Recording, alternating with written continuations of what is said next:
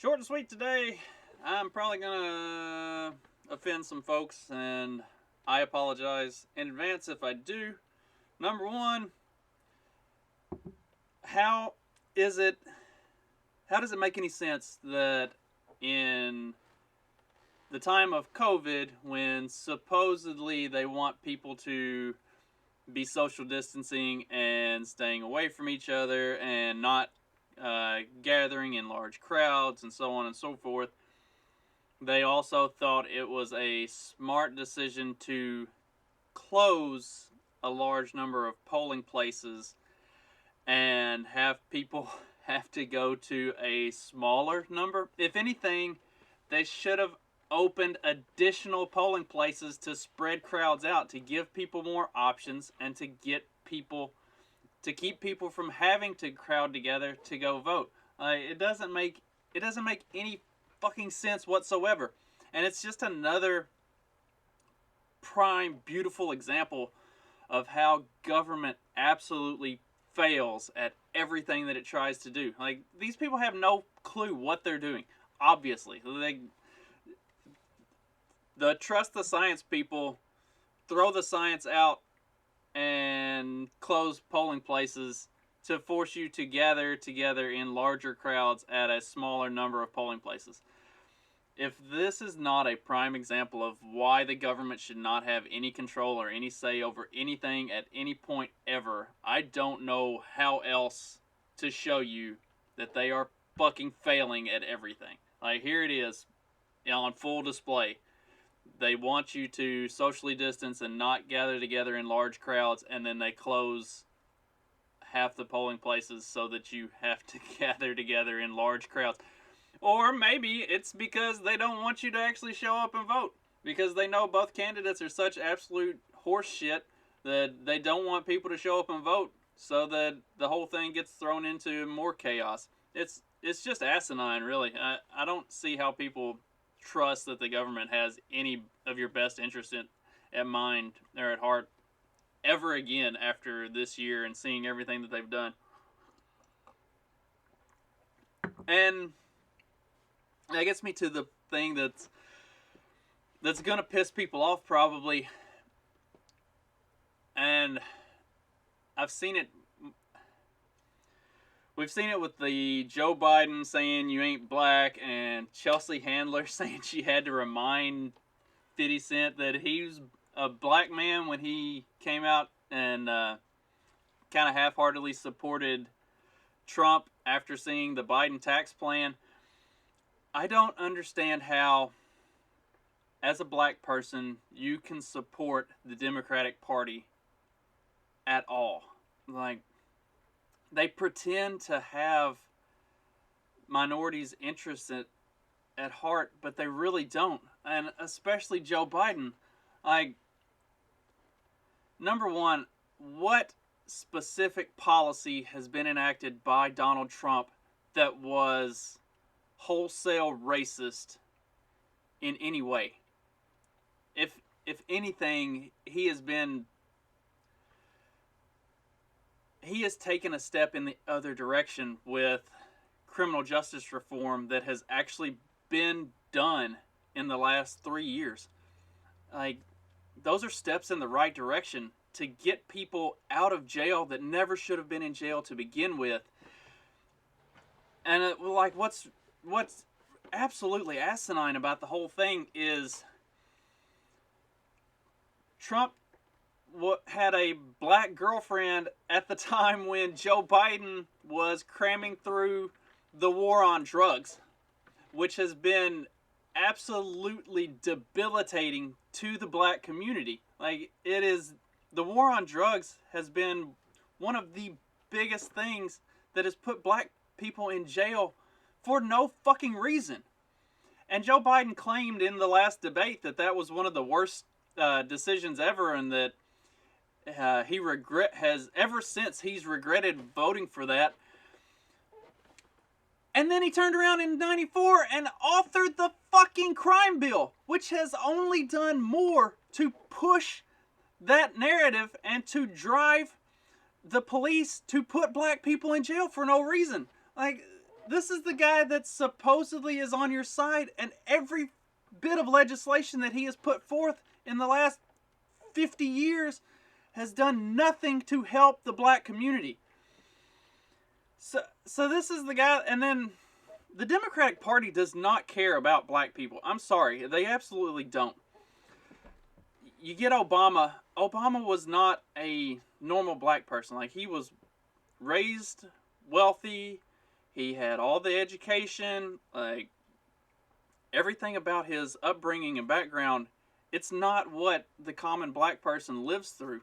It's not a normal, like, what black people know in this country. And it's the same for Kamala Harris. Like, it's a farce. The people that they put up claiming that they represent black people, I grew up with a lot of you in a small community in Kentucky.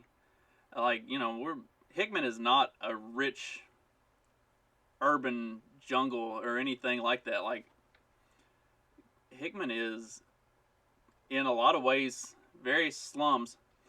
And the people that the Democratic Party put up, they did not grow up the way the people that I grew up with did. They came from money and power, and they had private schooling and the best, you know, education and upbringing. Y'all didn't get that. And it's embarrassing that people believe that the Democratic Party represents them when they don't in any way at all. If you really want to look at the people that legitimately represent the upbringing and life as it was for a lot of minorities in America, those come from the Republican Party. And look at Clarence Thomas, look at Herman Cain, who just passed away. Herman Cain, he came from nothing, and he created a pizza empire out of it. Dr. Ben Carson, he came from a very poor background and became a doctor, like a renowned doctor, and ran for president in 2016 as a Republican. Like, that's the party that has actual representation. And if you really, really want to look at it, the reason that the black community, like, the reason that the Democrats have taken such steps, I mean, you can look at it. You look at the policy. It is active steps that the Democratic Party has taken to keep the black community down. I should have closed that damn door.